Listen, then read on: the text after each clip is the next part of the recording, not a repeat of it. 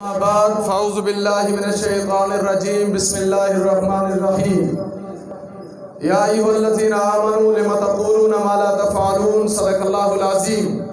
مسلمانوں سنبھل جاؤ، سنبھل جانے کا وقت آیا، بہت سوئے رہے اب ہوش میں آنے کا وقت آیا۔ جہاں سے 313 چلے تھے تم مسلمانوں، انہی ماضی کی راہوں پہ پلٹ جانے کا وقت آیا، اور تمہی نے کشتیاں جلا ڈالی تھی اندوز کے ساحل پر۔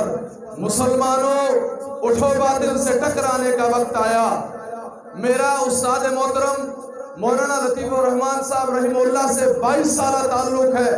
جب میں 9-10 سال کا تھا، ہم نے توحید ڈنکے کی چوٹ پہ یہاں سے سیکھی ہے۔ اس سٹیج سے حق بیان نہ ہو، حق گوئی نہ ہو تو مزہ بیکار جاتا ہے۔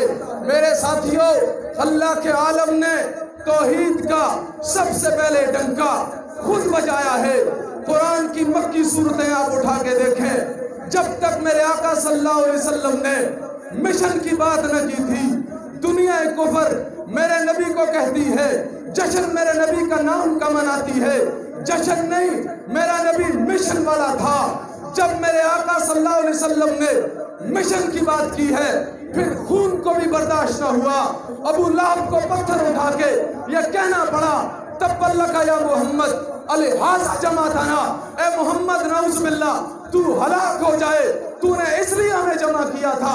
میرے محبوب صلی اللہ علیہ وسلم سے پہلے آپ چلے جائیں۔ حضرت نوح علیہ السلام 950 سال تبلیغ کا اعلان کرتے ہیں، توحید کا ڈنکا بجاتے ہیں۔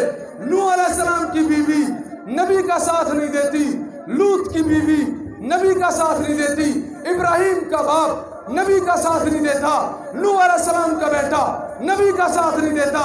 اللہ نے فرمایا، اے نوح میں تیرے بیٹے کو جہنم میں ڈالوں گا، تیری بیوی کو جہنم میں ڈالوں گا، ابراہیم تیرے باپ کو جہنم میں ڈالوں گا، لوط میں تیری بیوی کو جہنم میں ڈالوں گا۔ جہاں نبیوں کی بیویوں کو نبیوں کی صحبت، نبیوں کا قرب بھی کام نہ آیا، تیرا میرا پیر ہمیں اس وقت تک جنت میں نہیں لے جا سکتا جب تک تیری میری کرتوتیں، نظریات اور عقائد درست نہیں ہوں۔ نوح علیہ السلام کی بیوی جنت میں جہنم میں؟ ہاں، آپ صلی اللہ علیہ وسلم کا چچا ابو لہب، ابو جہل، یہ امیہ بن خلف، عتبہ، شیبہ حضور کی قربت کی وجہ سے کیا جنت میں جا سکے؟ کیوں؟ اس لیے کہ ابو لہب نے جشن تو منایا، مشن نہیں اپنایا۔ نبی کو مانا، حضور کو تو مانا، حضور کی نہیں مانی۔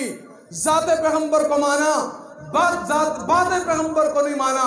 اس لیے جشن کام نہیں آتا، مشن کام آتا ہے۔ اور آج طرح طرح کے قانون بن رہے ہیں، ایکٹ بن رہے ہیں، چارٹر بن رہے ہیں، ان ٹوپی پگڑی ملا اور داڑھی کو دبا دیا جائے، نئے نئے قانون بنائے جا رہے ہیں۔ یہ ملا کی پاؤں اس وقت دنیا کی دم پر کھڑا ہے۔ اس ملا نے اپنی طاقت قطر میں سمجھا دی ہے، نہیں جسے سمجھ آتی وہ آج بھی دیکھ لے۔ ان ملاؤں نے، ان پگڑیوں نے، ان داڑھیوں نے اپنی طاقت دنیا کو منوائی ہے۔ اللہ تعالیٰ آپ کو اور مجھے صحیح معنوں میں حق گوئی کا اعلان کرنے والا بنائے۔ ہے مطالب بہت، پر وقت دعا کہہ نہیں سکتا، اب جس کے جی میں آئے وہ پائے روشنی۔ میں نے تو دل جلا کے سلام رکھ دیا۔ وآخر دعوانا الحمدللہ۔